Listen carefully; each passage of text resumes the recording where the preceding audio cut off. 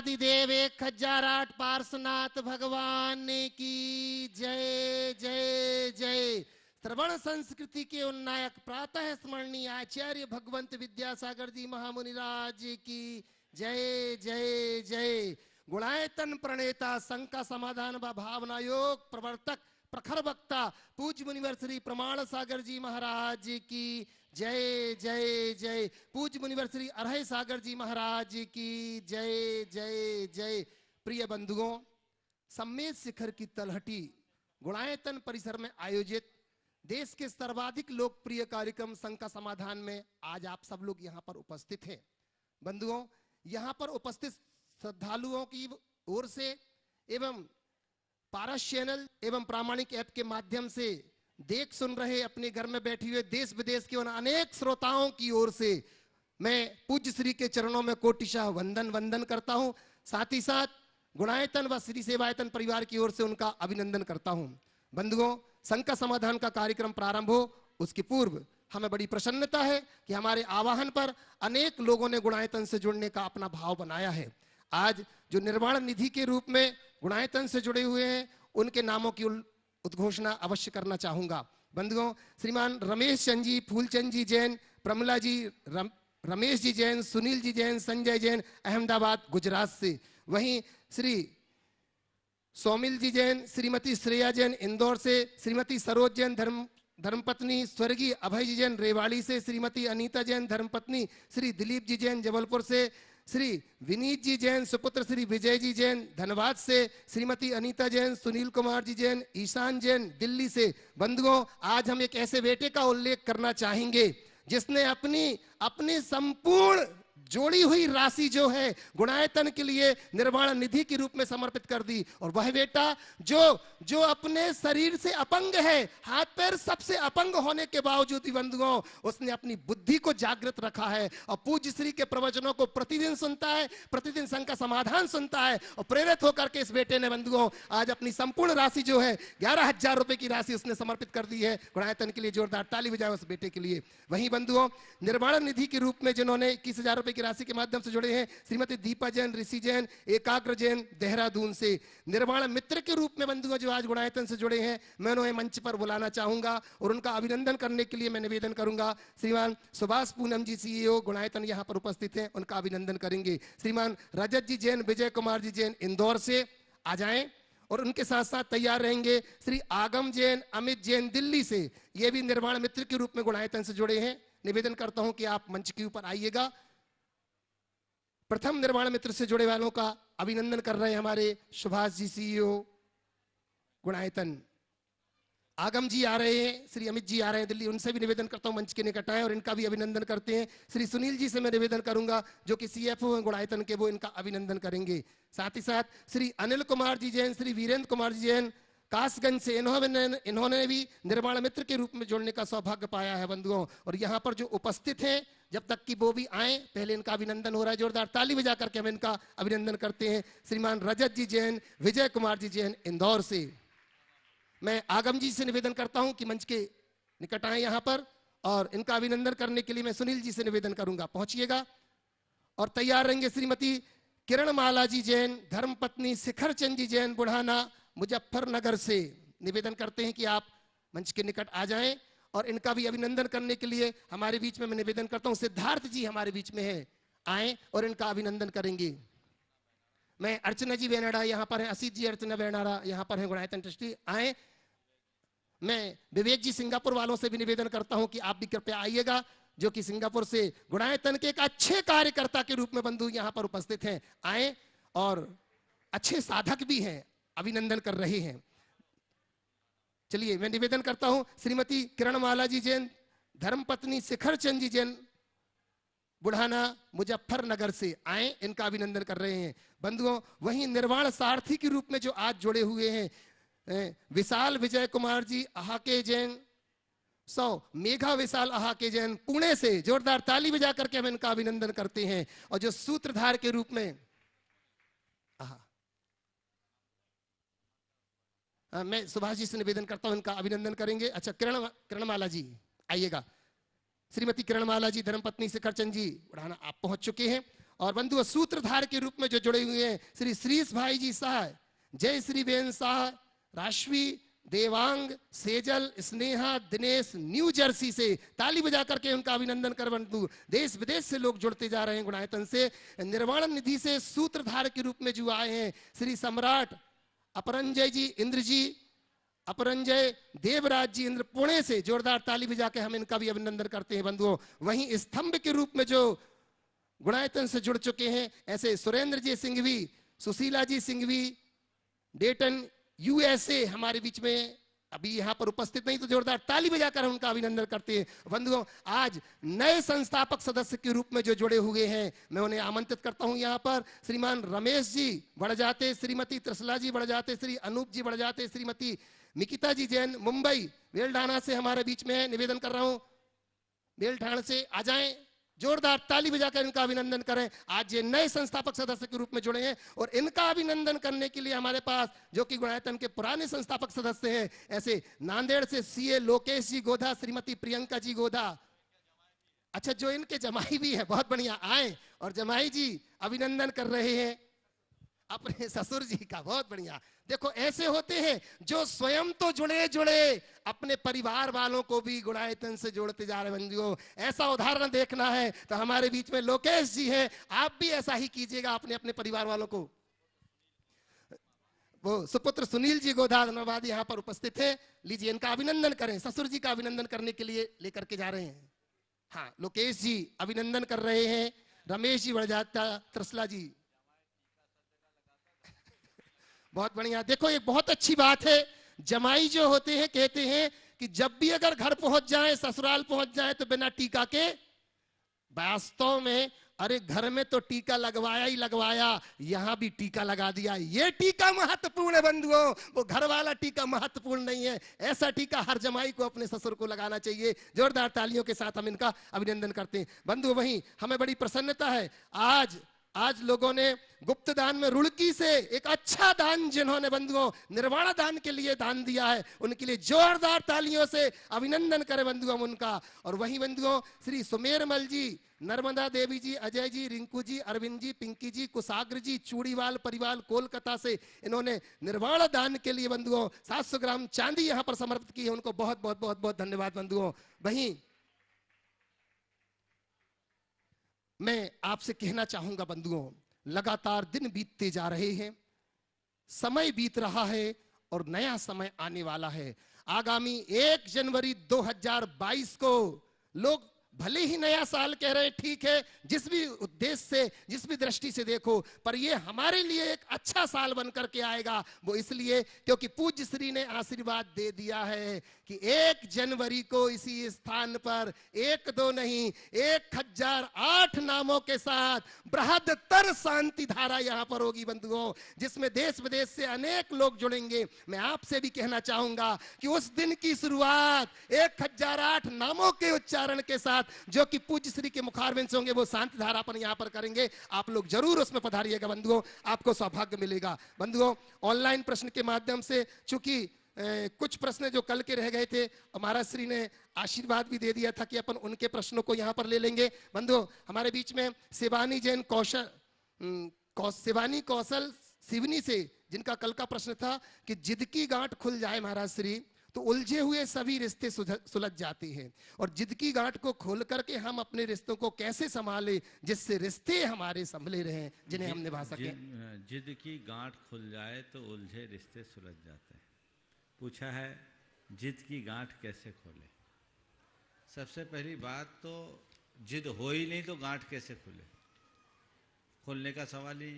जिद भी एक प्रकार की गांठ है और इसे छोड़ने का एक ही उपाय है, इससे बचने का एक ही उपाय है कि हम अपने साथ सामने वाले की बात को स्वीकारना सीखें, उसे सकारात्मक नज़रिए से देखें और एक बात अपने मन में बैठा दें कि मैं ही सही नहीं हूँ, जो मुझे गलत दिख रहा है वह भी सही हो सकता है। अगर इस तरह की धारणा बना लें तो हम जिद की प्रवृत्ति से बच सकते हैं और अपना पथ प्रशस्त कर सकते हैं। महाराज श्री अरहंत जैन, पायल जैन, हितंकर जैन प्रेमी परिवार कटनी से आपके चरणों में नमोस्तु निवेदित करते हुए पूछना चाह रहे हैं कि महाराज श्री हर साल नया वर्ष आता है, यूं ही चला जाता है, पर असल में नया वर्ष लाता है नई उम्मीद, कुछ नया करने की। तो महाराज श्री हमें हम नए वर्ष में ऐसा क्या करना चाहिए कि आने वाला पूरा साल मंगलमय हो?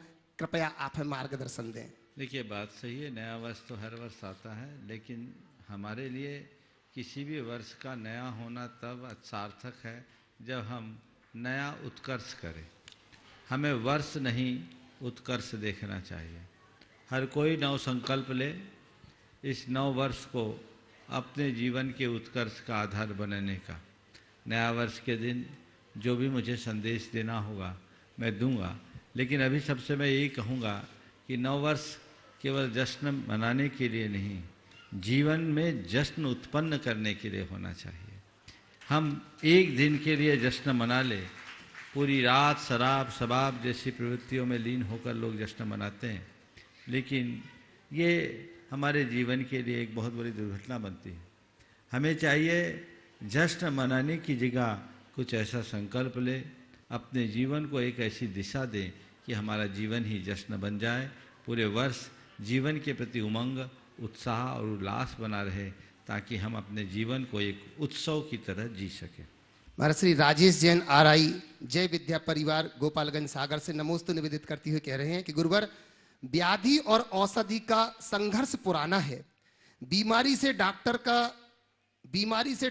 कम और औषधि अधिक लड़ती है। मन की बीमारी के निदान हेतु औषधि या डॉक्टर किसकी आवश्यकता ज्यादा है? महाराज श्री, बीमारी से डॉक्टर कम, औषधि ज़्यादा लड़ती है। मन की बीमारी के इलाज के लिए औषधि, क्या बोला? मन की बीमारी के निदान हेतु औषधि या डॉक्टर किसकी आवश्यकता है? देखिए, मन की बीमारी के निदान के लिए किसी औषधि की जरूरत नहीं है, चिकित्सक की जरूरत है, जो हमारी बीमारी को पकड़ करके हमें मोटिवेट कर सके। और यदि हम मोटिवेट हो जाएं तो मन की बीमारी अपने आप ठीक हो जाती है, क्योंकि मानसिक बीमारी को मानसिक प्रेरणा से ही बदला जा सकता है। हम बातें बड़ी बड़ी करें और अपने जीवन को, अपने अंदर की गुत्थियों को न खोलें तो कोई दवाई हमारे लिए काम नहीं करती। तो मन की बीमारी को हम मन के मोटिवेशन से ही ठीक कर सकते हैं। इसलिए बिल्कुल सही है कि मन की बीमारी के लिए औषधि से ज़्यादा चिकित्सक की भूमिका है, इसलिए हम चिकित्सक का प्रयोग करें तो ज़्यादा अच्छा है। महाराज श्री अंतिम प्रश्न के रूप में प्रमोद कुमार जी जैन दुर्गापुर जयपुर से नमोस्तु निवेदित करते हुए कह रहे हैं कि दुख में एक अंगुली स्वयं के आंसू पहुंचती है, सुख में 10 उंगलियां ताली बजाती हैं।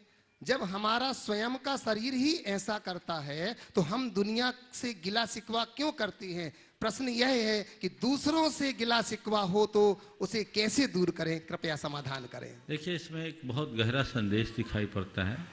दुख में एक ही उंगली आंसू पोंछती है और सुख में ताली 10 उंगलियां मिलके बजाती है। इसका संदेश क्या है? जब भी दुख आए अकेले सह लो, सुख आए तो मिल करके करो। दुख आए अकेले सह लो, सुख आए तो मिल के उसका उपभोग करो। क्यों? क्योंकि दुख सहने की चीज है। ध्यान से सुनो, दुख सहने की चीज है और सुख बांटने की। तो सुख मिल करके भोगो और भगवान से ही प्रार्थना करो, प्रभु मेरा जो दुख है वो अकेले सह लूं, और जो अकेले सहता है वही समर्थ बन पाता है। ओम। प्रथम प्रश्न के लिए आदि कुमार धीरज अगरकर मुंबई से जब तक यहाँ पहुंच रहे हैं, महाराज श्री मैं एक ऐसी बिटिया को यहाँ पर बुलाना चाहूंगा जिसने मंगल भावना का गायन स्वयं अपने मधुर कंठ से किया है। प्रथम प्रश्न के बाद वो बिटिया यहाँ पर तैयार रहेगी। मैं निवेदन कर रहा हूँ, अच्छा बिटिया पहले आ जाए। और प्रथम प्रश्न के लिए आदि कुमार धीरज आगरकर मुंबई से, ये कल का प्रश्न उनका था, वो यहाँ पर उपस्थित रहेंगे। भैया जी माइक वाली ट्रैक चला दीजिए।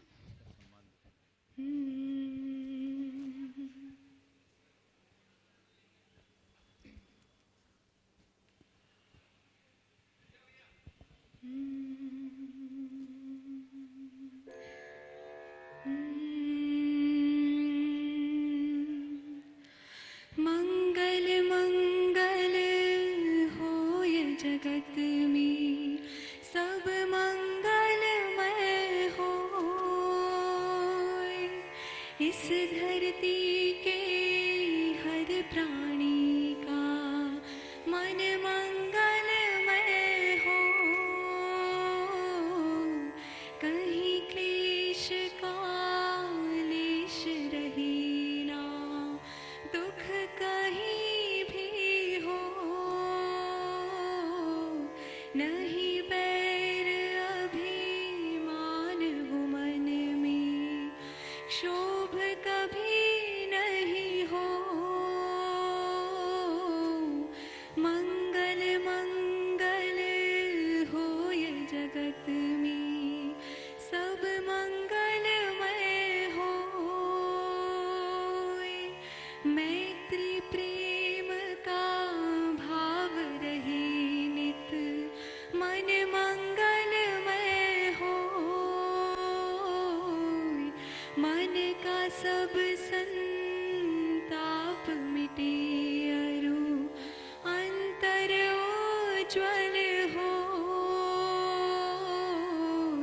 राग द्वेष मोह मिट जाए, आत्म निर्मल हो, प्रभु का मंगल गान करी सब, पापों का क्षय हो, इस जग की हर प्राणी का हर दिन मंगलमय हो, गुरु हो मंगल प्रभु हो मंगल, धर्म सुमंगल हो, मात पिता का जीवन मंगल, परिजन मंगल हो, जग का मंगल गण का मंगल, मन का मंगल हो,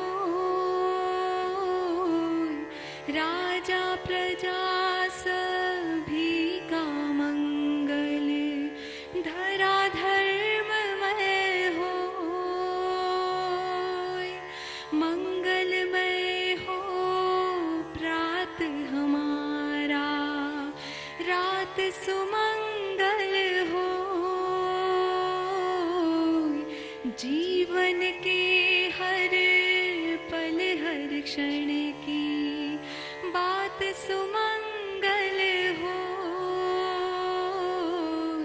घर घर में मंगल छा जावे, जन जन मंगल हो, इस धरती का कण कण पावन, ओ मंगलमय हो, मंगल मंगल हो ये जगत में, सब मंगलमय हो, सब मंगलमय हो, सब मंगलमय हो। जय बोले 108 मुनिश्री प्रमाण सागर जी महाराज की बंधुओं, जय। जोरदार तालियों के साथ इस छोटी सी बिटिया का अभिनंदन करें। और मैं इस बिटिया का अभिनंदन करने के लिए यहाँ पर आवाज दे रहा हूँ। अनीता जी पाटौदी हमारे बीच में आए और इस बिटिया को आशीर्वाद जरूर दें। लता जी गंगवाल गुणायतन मंत्री आए, इस बिटिया को आशीर्वाद जरूर। बिटिया आप वहीं पर हो, एक बार अभिनंदन कर रहा है गुणायतन परिवार, सामने आ जाओ एक बार। चलिए, और प्रथम प्रश्न के लिए आदि कुमार धीरज जी आगरकर मुंबई से यहाँ पर, और तैयार रहेंगे निकिता अनूप जैन मुंबई संस्थापक सदस्य गुणायतन। एक बार फिर से इतने मधुर स्वरों में मंगल, वास्तव में ऐसा लग रहा था कि रात नहीं सुबह की प्रभात हो गई हो। बंधुओं, थोड़ी देर के लिए लग रहा था कि जैसे प्रभात हो गई हो। इस बिटिया के लिए पुनः ताली बजा करके इसका स्वागत करेंगे। प्रथम प्रश्न, महाराज श्री के चरणों में मेरा कोटि कोटि नमन। महाराज श्री, जब मनुष्य पाप करता है तो वह पाप कर्म के उदय से नरक में जाता है, लेकिन जो नारकी लोग होते हैं वह नरक में बहुत पाप करते हैं, जैसे हथियारों से मारा मारी, लड़ाई झगड़े। तो वह लोग नरक से बाहर कैसे आ जाते हैं? उनको तो हमेशा नरक में ही रहना चाहिए। बहुत अच्छा सवाल है। और पहली बार किसी ने नरक को इस संदर्भ में देखा है। पाप कर्म के परिणाम स्वरूप नरक जाते हैं और नरक में मार काट करते हैं। समझ गए? तो देखो, नरक का प्रयोजन दो है, दंड भोगने और दंड देना, दोनों काम वहां होता है। समझ गए? तो वो जो भी जीव पाप करते हैं, नरक जाते हैं, तो वो दंड भोगते भी हैं और दूसरों को दंड देते भी हैं। तो वो दंड देने का काम कर रहे, दंड भोगने का काम कर रहे, पाप भोग लेते हैं, तो उनका जो दंड देने वाला काम है वो खत्म हो जाता है। फिर थोड़ा सा उनका प्रमोशन होता है और वो ऊपर आते हैं। यहाँ आकर वे सद्गति को भी प्राप्त कर सकते हैं और दुर्गति को भी प्राप्त कर सकते हैं। एक विशेष बात बता रहा हूं, नरक में क्षेत्र के प्रभाव से नारकी आपस में मार काट करते रहते हैं, सच है। लेकिन उनमें से कुछ नारकी सम्यक दृष्टि भी हो जाते हैं। उनको वहां की वेदना से धर्म में श्रद्धान हो जाता है।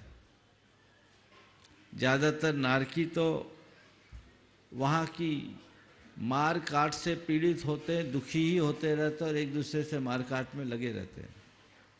लेकिन कुछ कुछ नारकियों के हृदय में एक भावना जगती है कि आखिर इस दुख की वजह क्या है। तब उनके अंदर प्रेरणा जगती है, काश मैंने धर्म के राह को अपनाया होता तो आज मुझे इस दुखों का पात्र नहीं बनना पड़ता। धिक्कार है मुझे जो पापों में रत होकर, विषयों में रत होकर मैंने अपनी दुर्गति की, अब मुझे नहीं करना। तो ये उसकी अंदर की परिणति को बदल देता है। हालांकि वो नरक है ही, जहाँ एक दूसरे से लोगों की रति ना हो, उसका नाम नरक। समझ गए? तो क्षेत्र के प्रभाव से वो मार काट के कर्म में लगते हैं। तो जैसे मैंने पहला वाक्य दिया, बताया, नरक में दंड भोगने भी जाते हैं और दंड देने भी जाते हैं। तो वो क्रम उनका चलता रहता है। जो दंड देता हो, ऐसा भी नहीं कि कुछ दंड देने वाले नारकी, कुछ दंड भोगने वाले नारकी, नहीं। वहां तो चक्र चलता ही रहता है, अलग अलग ग्रुप नहीं है। वो कभी मार खाते हैं, कभी मारते हैं। नित्य ही उनकी आपस में लड़ाई चलते रहती है। समझ गए? और सुनकर तुम्हें आश्चर्य होगा, ऐसे असंख्य नारकी अभी भी नरक में हैं, जिनको वहां से सीधे मनुष्य बनकर तीर्थंकर बनना है। महाराज ये कैसे होगा? तो ऐसा उनके साथ होता है जिन्होंने पहले पाप किया, उससे नरक आयु का बंध कर लिया, बाद में सुधर गए, भगवान के भगत हो गए, साई सम्यक दर्शन को प्राप्त कर लिया, भाव विशुद्धि के चरम तक पहुंच गए, तीर्थंकर प्रकृति का बंध कर लिया। लेकिन वो पुराना दंड उनको भुगतना पड़ेगा। वो जब पूरा होगा तो वहां से आएंगे और उसी पुण्य के साथ उत्पन्न होंगे। तब यहाँ उनका वो पुण्य फलेगा, तब तीर्थंकर बनेंगे। जैसे राजा श्रेणिक, कहानी पता है राजा श्रेणिक की? पता है क्या किया था उसने? नहीं मालूम? उन्होंने मुनिराज पर उन्होंने शाप डाला था। मुनिराज के ऊपर उपसर्ग किया था, उससे उसने नरकायु का बंध किया। बाद में उसको पश्चाताप हुआ, सुधर गया, भगवान महावीर की शरण में आया, उसका जीवन बदल गया, तीर्थंकर प्रकृति का बंध कर लिया, पर नरक से नहीं बच पाया। आज उसे नरक में दुख भोगना पड़ रहा है, लेकिन उस दुख को भोगने के बाद वापस उसका पुण्य आएगा और वो तीर्थंकर होगा। समझ गए? ये क्रम। निकिता अनूप जैन मुंबई से, संस्थापक सदस्य गुणायतन। और इसी के बाद तैयार रहेंगे सत्येंद्र कुमार जी, पवन कुमार जी बड़कुल, सत्येंद्र जी नागपुर के मामा। महाराज जी नमोस्तु नमोस्तु नमोस्तु सपरिवार से सभी महाराज जियों को नमोस्तु। महाराज जी मेरा प्रश्न है कि हमने ऐसे कौन से पुण्योदय किए थे जिससे हम गुणायतन से जुड़ पाए, और जैसे हम घर बनाने में सर्वस्व लगा देते हैं वैसे ही हम क्या कर सकते हैं जो सर्वस्व लगाकर ये गुणायतन को गुणायतन के लिए कर पाए। देखिए बहुत अच्छी भावना आपकी कि जैसे हम घर बनाने के लिए सर्वस्व लगा देते हैं वैसे ही गुणायतन के लिए भी हम क्या करें कि सर्वस्व लगा सके। मैं तो कहता हूँ किसी को घर बनाने के लिए सर्वस्व की भले ज़रूरत हो, पर गुणायतन के लिए आपके सर्वस्व की जरूरत नहीं, अंश भी दे दो तो गुणायतन बन जाएगा। हमारी समाज इतनी समर्थ है और वो दे भी रही है। ये लोग भाग्यशाली हैं जो ऐसे कार्य में अपने द्रव्य का सदुपयोग कर रहे हैं। मैं एक पंक्ति में आप सबसे बात कहना चाहूँगा, तुम्हारे पास धन है तो उसका उपभोग करो और उपयोग करो, तीसरा कोई काम नहीं। जितना जरूरत है उसको खर्चो और जो बचे उसका सदुपयोग करो। संग्रह करने का क्या परिणाम होता है आप सब जानते हैं, इसलिए उसे संग्रहित न करके उसको सही कार्य में लगाओगे, निश्चित जीवन का उत्थान।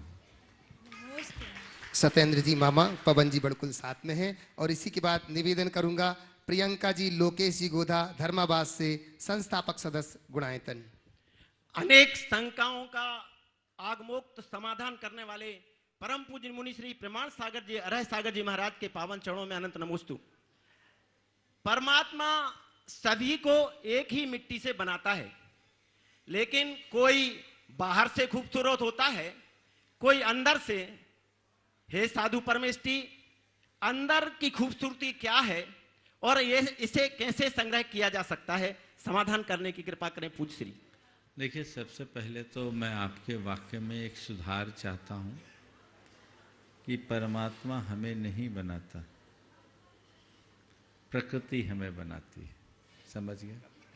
हमसे भिन्न कोई परमात्मा नहीं, हम ही परमात्मा है।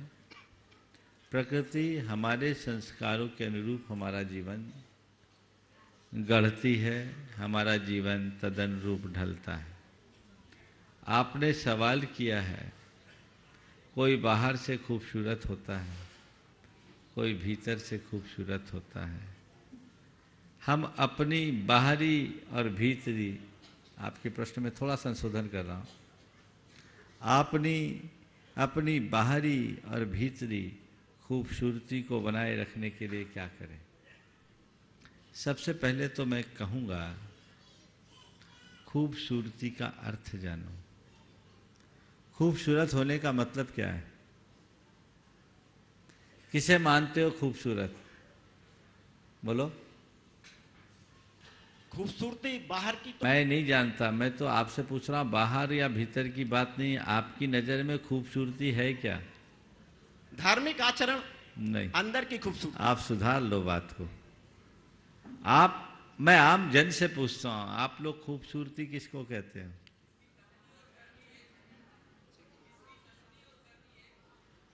मैं तो बहुत बढ़िया उत्तर दे रहे हूँ, लेकिन यूजुअली लोग की धारणा क्या है? खूबसूरत कौन? हाँ, जिसका रंग रूप अच्छा है ना, जिसका लुक अच्छा है, लोग उसे खूबसूरत मानते हैं। पर यथार्थ देखा जाए तो ये भी वास्तविक खूबसूरती नहीं है। कोई जरूरी नहीं जिसका रंग रूप अच्छा हो उसे लाइक करे। मैं बोलता हूँ सुंदर वो नहीं जिसका लुक अच्छा है, सुंदर वो है जिसको हर कोई लाइक करे। तुम्हारे बाहरी व्यवहार से, आचरण की पवित्रता से तुम्हारे बाहर में खूबसूरती आती है, और तुम्हारे आध्यात्मिक साधना से तुम्हारी आत्मा में खूबसूरती आती है। बाहर से जिसने अपने व्यक्तित्व को निखार लिया वो बाहर से खूबसूरत, और जो भीतर से अपनी आत्मा को निखार लिया वो भीतर से खूबसूरत। जितने भी ब्यूटी कंटेस्ट होते हैं आप लोग देखते, उसमें क्या होता? केवल खूबसूरती होती तो और क्या, उनकी और चीज़ों को भी नापा जाता है ना, आंका जाता है। हालांकि उनके उस आकलन के आधार अलग है, मैं उनसे पूरी तरह सहमत नहीं हूँ, लेकिन इतना जरूर कहूँगा, खूबसूरती तन की नहीं, खूबसूरती व्यक्तित्व की होनी चाहिए, वो बाहर की भी और भीतर की। नमोस्तु स्वामी जी, नमोस्तु स्वामी। प्रियंका लोकेश गोधा धर्माबाद से, संस्थापक सदस्य गुणायतन, और इसी के बाद तैयार रहेंगे मोक्ष जैन दुर्ग भिलाई से। गुरुदेव के चरणों में त्रिवार नमोस्तु नमोस्तु नमोस्तु गुरुदेव। गुरुदेव, जैन धर्म का ऐसा कोई ग्रंथ जो एक साधारण व्यक्ति पढ़े और आसानी से धर्म समझ ले, जैसे कि मुस्लिम का कुरान होता है, क्रिश्चियन का बाइबल और हिंदू का भगवत गीता होता है। देखिए, जैन धर्म के किसी भी ग्रंथ को पढ़ लो, सब हो जाएगा। मैं तो बोलता हूँ, जिन्हें जैन धर्म की आधारभूत बातें जानना है और सरलता से जानना है, तो केवल 6 डाला पढ़ लो ना, जीवन का सार समझ में आ जाएगा। जीवन के सार को समझना चाहिए, क्योंकि जैन आगम इतना व्यापक है, उसे बहुत बृहद पैमाने पर प्रस्तुत किया गया है। इसलिए कोई एक ग्रंथ हम इस रूप में प्रतिनिधि ग्रंथ के रूप में नहीं कह सकते, लेकिन मैं ये कहूँगा, जैन धर्म का हर ग्रंथ अपने आप में प्रतिनिधि ग्रंथ है, हम किसी को भी पढ़ ले उसके सार को पा सकते हैं। मोक्ष जैन दुर्ग भिलाई से उतरिए रहेंगे अजय कुमार जी जैन, एडवोकेट, ध्यान योग ट्रेनर, दिल्ली से। मोक्ष जैन पहुंच रहे, तब तक बंधुओं मैं सच कह रहा हूं, अगर वास्तव में तुम्हें समझना है तो पूज्य श्री के द्वारा लिखे गए ऐसे कितने साहित्य हैं बंधुओं, चाहे वो 4 बातें हो, चाहे शंका समाधान हो, चाहे गुरुवर ने अनेक ग्रंथों की रचना की है। जैन तत्व विद्या को पढ़ लो तो चारों अनुयोगों को समझ सकते हो। धर्म जीवन का आधार, ककरा जीवन, जीवन की ये भी न जाने कितने सारे ग्रंथों की रचना, ये सब यहाँ पर उपलब्ध है। आप लोगों ने पढ़ करके भी अपने जीवन को समझ सकते हैं। चॉकलेट कभी नहीं खाया, त्याग है हमारा। तो हम जब आगे चलकर बड़े होकर कहीं पढ़ाई करने जाएंगे तो हम ये नियम कैसे फॉलो करें? हमें आगे चलकर और ये नियम फॉलो करना है, अपना मार्गदर्शन दीजिए। बहुत अच्छा है, बहुत ही स्वागत योग्य बात है कि उम्र के इस पड़ाव में अभी तक तुमने इन नियमों को निभाया। कहाँ से आए? भिलाई, दुर्ग भिलाई। भिलाई।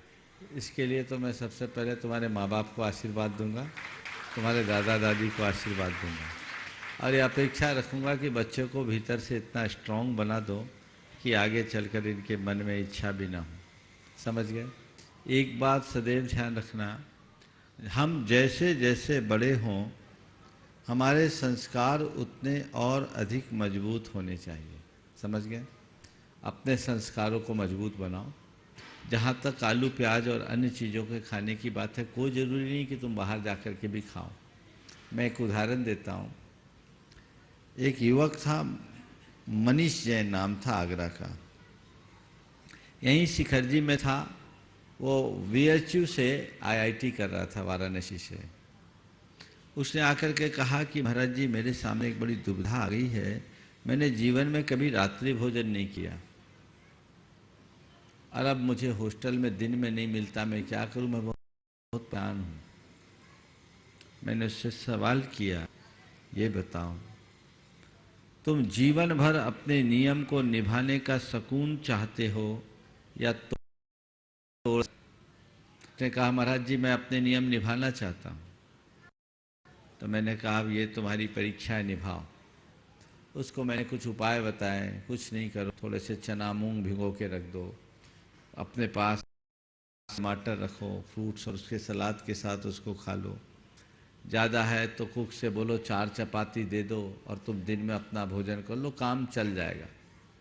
उसने कहा, महाराज जी, आपने इतना मोटिवेशन दे दिया, मेरे लिए इतना ही पर्याप्त है। 3 साल बाद वो आया, उसका मारुति में सिलेक्शन भी हो गया। मैंने उससे पूछा, तुम्हारा नियम निभ गया? बोले, महाराज, मैंने एक टाइम खा करके पूरी IIT कर ली। और वो युवक आगे बढ़ा, आज संघ में ब्रह्मचारी है। ये दृष्टि होनी चाहिए। समझ गए? तो मजबूत बनना। जी, आप अपना आशीर्वाद मुझे बिल्कुल, टूटना नहीं, ऐसे ही मजबूत बनना। सबको आशीर्वाद। नमोस्तु महाराज। और एक बात और कहता हूँ, जो लोग नियम निभाने वाले का मजाक उड़ाते हैं उन्हें तो शर्मिंदा होने चाहिए। नियमी को तो पूजा जाना चाहिए, उसका सम्मान होना चाहिए। और कभी तुम कोई नियम लो, तुम्हारा कोई मजाक उड़ाए तो तुम उससे कहो कि तुम हो जो बिना उसूल के जीते हो, मुझे गर्व है कि मैं अपने उसूलों पर दृढ़ हूं। समझ गए? जो व्यक्ति बिना उसूल के जीता है वो बिना रीढ़ का आदमी, उसका कोई वजूद नहीं। वजूद उसका ही बनता है जो अपने नियमों में दृढ़ता रखता है। मैं अपना स्थान वहाँ बनाना चाहता हूँ। तुम्हारी तुम जानो, और ज़्यादा कोई बोले तो बोलो मेरी लाइफ स्टाइल है, तुम्हारी लाइफ स्टाइल है, तुम अपने तरीके से जियो, पर मेरे लाइफ स्टाइल में तुम इंटरफेयर करने की कोई ज़रूरत नहीं है। मैं जी रहा हूँ, मेरी ज़िंदगी है, मैं अपने तरीके से जीऊँगा। अपने आप सामने वाला शांत हो जाएगा। मुझे भी आशीर्वाद दीजिए। सबको आशीर्वाद। बहुत बढ़िया। अजय कुमार जी एडवोकेट, और इन्हीं के साथ तैयार रहेंगे अनीता रब्बू बड़कुल नागपुर से। गुरुदेव के चरणों में कोटि कोटि वंदन, मेरा मेरे परिवार की ओर से और ऑनलाइन अरहम ध्यान योग परिवार की ओर से कोटि कोटि वंदन। गुरुदेव, हठ योग प्रदीपिका की रचना स्वामी सत्यानंद सरस्वती जी ने की है, उनके गाइडेंस में हुई है, 650 पेज की है। इस विद्या के बारे में उपनिषद और ग्रंथों में भी लिखी गई है। गुरुदेव, इसमें जो प्रथम श्लोक लिखा गया है वो है श्री आदिनाथाय नमोस्तु तस्मे यदोनिष्ठ हठ योग विद्या।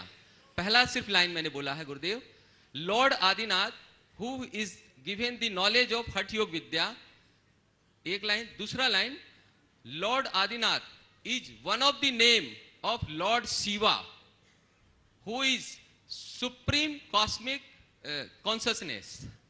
मेरा प्रश्न है गुरुदेव कि क्या हठ योग विद्या लॉर्ड आदिनाथ ने दी? पहला। दूसरा, लॉर्ड आदिनाथ को लॉर्ड शिवा के रूप में क्यों जाना जाता है जब लॉर्ड आदिनाथ ही पहला नाम है? नमस्ते। पहले तो लॉर्ड लॉर्ड हटाओ, भगवान आदिनाथ। हाँ, ये लॉर्ड कहाँ लगते भगवान के आगे? ये तो सब गुलाम मानसिकता का कुफल है। हम सब से बोलेंगे आप अंग्रेजी का प्रयोग करो, पर भगवान और लॉर्ड को समान मत बनाओ। लॉर्ड तो आप एक जज को भी बोलते हैं, लॉर्ड तो एक अफसर को भी बोलते हैं। भगवान बोलो, और इतना भगवान बोलो कि अंग्रेजी के शब्दकोशों में भी भगवान स्थान पाले, ऐसे आ गया। समझ गए? भगवान का स्थान को नहीं ले सकते।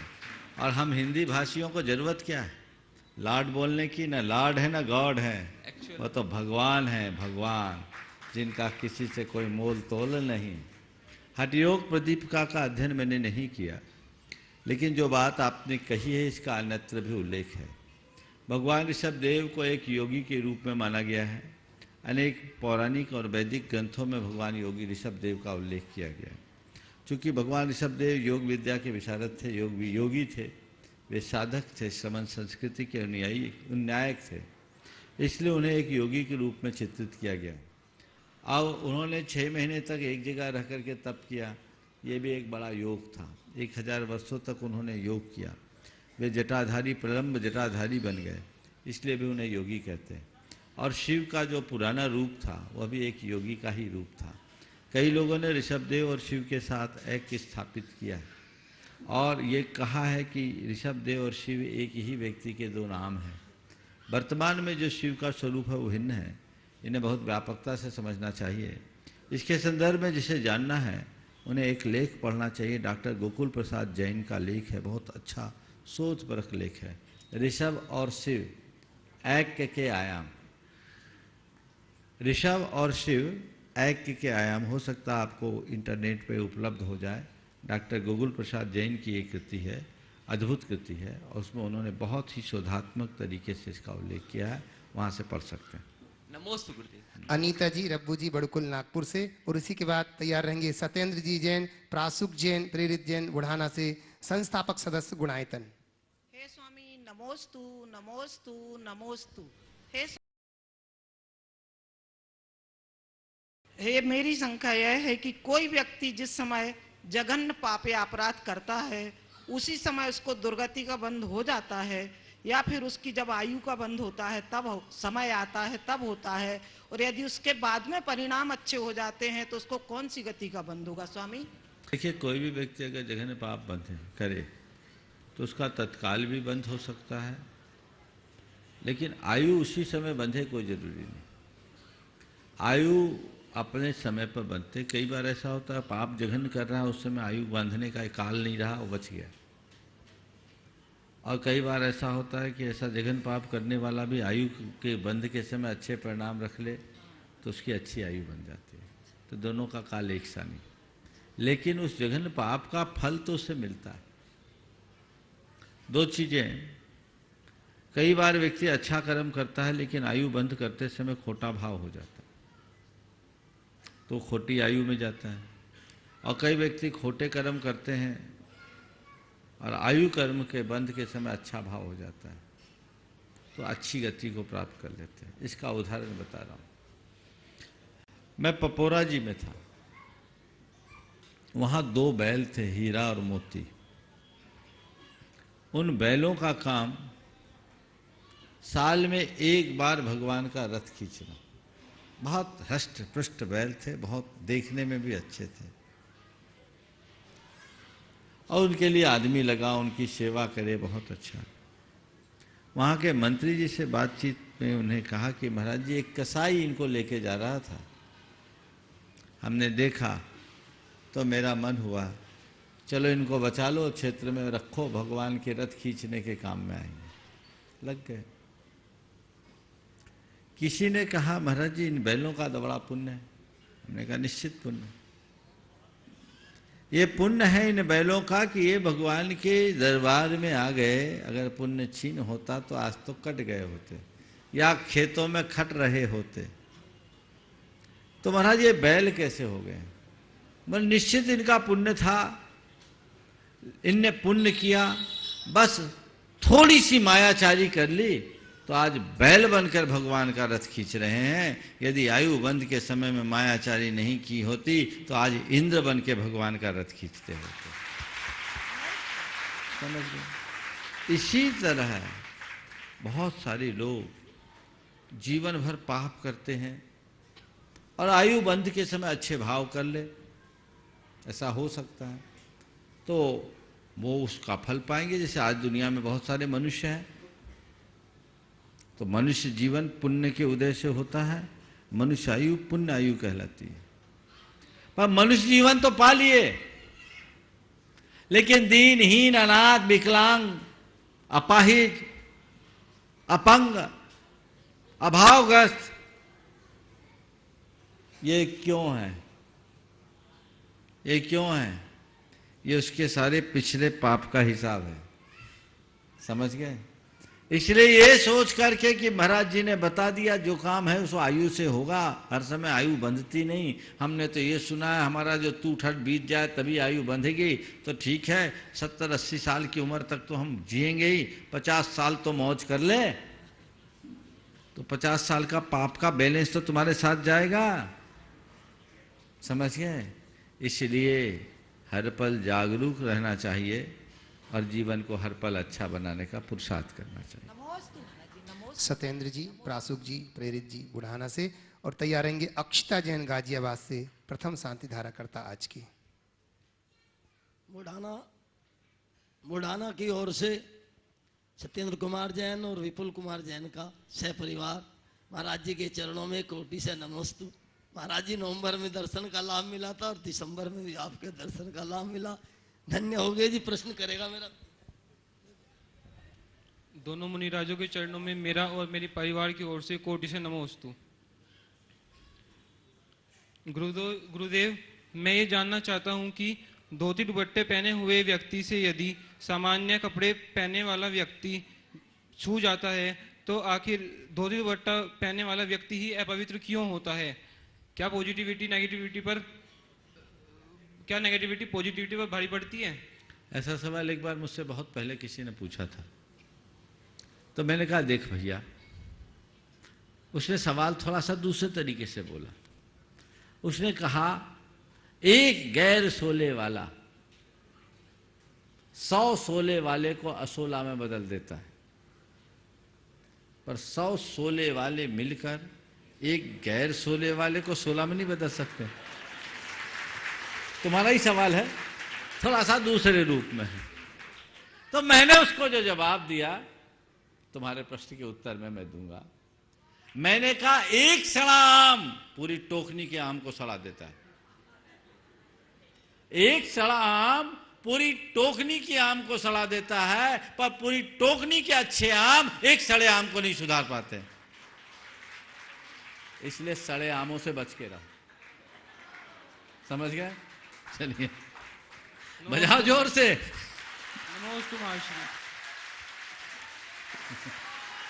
अक्षिता जैन गाजियाबाद और तैयार रहेंगे कुमारी गगन जैन छिंदवाड़ा। नमस्ते महाराज जी, मेरा नाम अक्षिता जैन है। हम छोटे बच्चों को ऐसा क्या करना चाहिए जिससे हमें पुण्य मिले? हमें घूमने मिले। बहुत अच्छा, अपने मम्मी पापा से कहना चाहिए कि हम पुण्य मिले। अच्छा हम बच्चों को ऐसा क्या कहना चाहिए कि हमको पुण्य मिले। बहुत अच्छा सवाल है। सब बच्चों को एक काम करना चाहिए, उठते ही नित्य नमोकार मंत्र की जाप करना चाहिए और भगवान का नाम लेना चाहिए, स्तुति विनती करनी चाहिए। समझ गए? और जितना बन सके माँ बाप की बात को मानते हुए बड़ों की सेवा करना चाहिए। देखो एक बहुत अच्छा नीति का श्लोक है, अभिवादन शीलस्य नृत्य विद्योपसेविनः चत्वारि तस्य वर्धन्ते आयुर्विद्या यशो बलम। जो विनयशील है, बेटे ध्यान से सुनना क्या बोल रहा हूं, जो विनयशील है यानी जो बड़ों का आदर करता है, और नित्य वृद्धोपसेविनः जो बड़ों की नित्य सेवा करते हैं, उसका पुण्य बढ़ता है। उसकी चार चीजें बढ़ती है, आयु बढ़ती है, लॉन्ग लाइफ जिएगा, विद्या बढ़ती है, ज्ञान बढ़ेगा, ठीक है, यश बढ़ता है, वो बहुत फेमस होगा, और बल बढ़ता है यानी पावर बढ़ता है। ये सब पुण्य के फल है। इसलिए तुम जैसे बच्चों से मैं कहूँगा, भगवान का नाम और बड़ों का मान दोनों रख करके चलो, जीवन में पुण्य ही पुण्य उभरेगा। कुमारी गगन जैन छिंदवाड़ा से और तैयार रहेंगे कुणाल जी मृणाल जी दिल्ली से। मैं गगन जैन छिंदवाड़ा से अभी बैंगलोर में एज अ सॉफ्टवेयर इंजीनियर कार्यरत हूँ। मुनिवर, मेरी जिज्ञासा ये है कि लगातार सफलताएं मिलने से ना चाहते हुए भी हमारे मानस पटल के कहीं ना कहीं अहम छा जाता है। खुशी और मान के बीच की जो सूक्ष्म रेखा है उसे कैसे पहचानें और बचने का क्या प्रयास करें? कृपया मार्गदर्शन करें। अरविंद कुमार जी सिहोरा वाले तैयार हैं। देखिए, सफलता से प्रसन्नता होना बुरा नहीं है, बहुत अच्छी बात है, लेकिन सफलता के अभिमान में मुग्ध हो जाना अच्छी बात नहीं। स्वाभाविक है, जब भी मनुष्य को कुछ उपलब्धियां होती है थोड़ा सा हर्ष होगा, पर वो हर्ष हो और आगे बढ़ने की प्रेरणा का आधार बने तब तो ठीक है, लेकिन वो हर्ष उन्माद का कारण बन जाए तो बहुत खतरनाक है। खुशी और मान में बड़ा मौलिक अंतर है। खुशी एक सुखद अनुभूति के साथ आगे बढ़ने की प्रेरणा है, और मान अपनी प्रगति का अवरोध। जब हमारा मन मान से भर जाता है तो हम अपूर्णता में ही पूर्णता का भ्रम पाल लेते हैं। इसलिए व्यक्ति को अंत तक अपने आप को अपूर्ण मान करके चलना चाहिए। एक टारगेट पूरा होते ही दूसरे टारगेट की बात सोचनी चाहिए, और मान से बचने के लिए सदैव अपने से ऊपर वाले को देखना चाहिए। समझ गए? और हीनता मन में आने लगे तो थोड़ा नीचे देख लेना चाहिए। हम किसको अपना सफलता का आधार मानते हैं? दुनिया में सफलतम लोगों से तो हम बहुत पीछे हैं। ये जो उपलब्धि है बहुत छोटी है। हाँ, मैंने एक टारगेट पूरा किया, अभी और चलना है, अभी मुझे और चलना है, अभी और मुझे चलना है। जवाहरलाल नेहरू ये पंक्तियां हमेशा दोहराते थे, the woods are lovely dark and deep but I have promised to keep, I have miles to go, I have miles to go before I sleep, before I sleep, है ना? तो प्रेरणा हो उपलब्धि की सुखद अनुभूति का सुख महसूस करो, पर उस सुख को आगे बढ़ने की प्रेरणा का आधार बनाओ। इसका बहुत अच्छा पद्यानुवाद किया है बच्चन जी ने। गहन सघन मनमोहक वन तरु मुझको आज बुलाते हैं। गहन सघन मनमोहक वन तरु मुझको आज बुलाते हैं, किंतु किए जो वायदे मैंने याद मुझे आ जाते हैं। अभी कहाँ आराम बदा, यह मूक निमंत्रण छलना है। अभी तो मुझको मीलों मुझको चलना है। अभी तो मुझको मीलों मुझको चलना है। बस ये ध्येय बनाओ, मान कभी हावी नहीं होगा और जीवन में सतत प्रगति और उपलब्धियां घटते रहेगी। नमस्ते गुरु। अरविंद कुमार जी सिहोरा वाले, और इसी के साथ तैयार रहेगी अनुष्का आयशा जैन जबलपुर।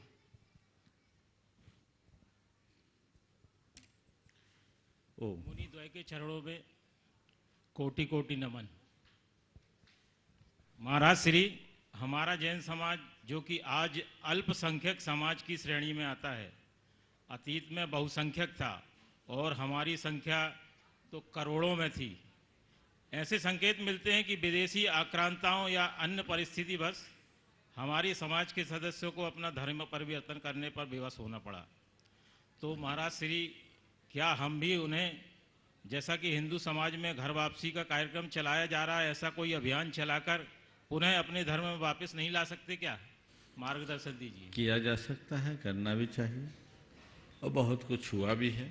वर्तमान में हमारे जैन समुदाय के जितने लोग हैं, प्राय सभी जातियां कन्वर्टेड है प्राय, और ये अभियान हो सकता है क्योंकि हमारा अतीत इससे जुड़ा है और हमारे शास्त्र भी इसका समर्थन करते हैं। पर ये मेरे ज्यूरिडिक्शन से बाहर की बात, ये काम आचार्यों का है, उनके मार्गदर्शन में कार्य हो सकता है। अनुष्का आयशा जैन जबलपुर, और तैयार रहेंगे कुमुद शास्त्री पुणे से। नमोस्तु महाराज श्री, मेरा प्रश्न यह है कि श्री कुंभकर्ण जी मोक्ष गए थे, फिर भी उनको अधिक सोने और खाने वाला क्यों बताया है? जैन धर्म के अनुसार कुंभकर्ण का चरित्र थोड़ा है, ऐसा नहीं है जो वहाँ बताया गया, समझ गए? वो एक प्रकार का प्रतीक है, उसको उस तरीके से देखना। जैन धर्म में जो कुंभकर्ण का प्रतीक बताया है, उसके लिए जानना हो तो पद्म पुराण पढ़ो, उससे मालूम पड़ेगा। कुमुद जी शास्त्री, और इसी के बाद तैयार रहेंगे रिमझिम मोदी खुरई से। कुमुद नहीं है, शरद शास्त्री। पिताजी का नाम है शरद शास्त्री। अच्छा, कुमुद तुम्हारा नाम? हाँ। अच्छा। नमोस्तु भगवान, नमोस्तु भगवान, नमोस्तु भगवान। महाराज श्री, आचार्य श्री का आशीर्वाद आपके ऊपर है और आपने उसको इस तरीके से कन्वर्ट किया कि आज हम सभी के पूजनीय बन गए हैं।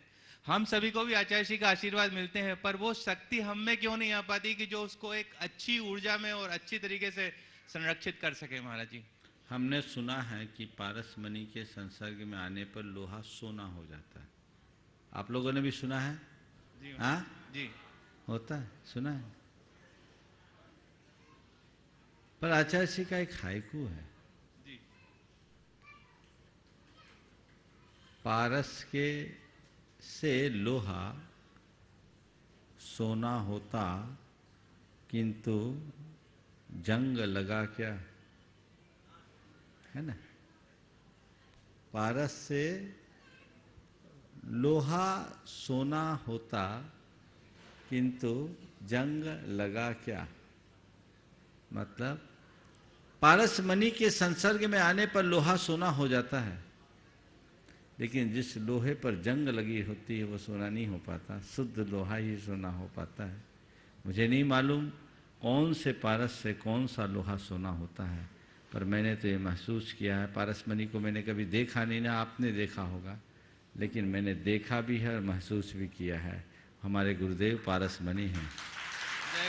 जय हो भगवान। और हम सब लोहा है, जो शुद्ध लोहा है वो सब सोना बन रहा है, जिसमें जंग और रंग लगा है वो अभी अभी हटके है। सोना बनना चाहते हो? जी महाराज जी, जी। जंग छुड़ा लो, और जंग छुड़ाने के लिए क्या करना पड़ेगा? लोहे को तपाना पड़ेगा, एकदम तपा लो, और एक दो प्रहार करो, सारा जंग छूटेगा, और जिस दिन जंग छूट जाएगा तो तुम फिर सोना बन जाओगे। वो तो पारस तो अभी भी उपस्थित है, उपलब्ध है। वे अभागे हैं जो पारस के संसर्ग में आकर के भी लोहाई बने हैं, सोना नहीं बन पा रहे। नमोस्तु भगवान, नमोस्तु, नमोस्तु। रिमझिम मोदी खुरई से तैयार रहेंगे। मनोज जी जैन होटल वाले, वास्तव में ऐसे अनेक हाइकू। महाराज जी मेरा एक प्रश्न है। महाराज जी इंद्र और देव धोती दुपट्टे पहन के अभिषेक नहीं करते, तो वो अभिषेक कैसे कर सकते हैं? इंद्र और देव धोती दुपट्टा पहन के अभिषेक नहीं करते। हम आप में अशुद्धि होते हैं, देवों को मलमूत्र ही नहीं होता तो वहाँ कोई अशुद्धि नहीं होती, समझ गए? इसलिए उनके वस्त्र जो होते हैं स्वाभाविक होते, शुद्ध होते। आज के सत्र को यहीं पर विराम, कल के लिए खोल। बोलिए परम पूज आचार्य गुरुवर श्री विद्यासागर जी महाराज की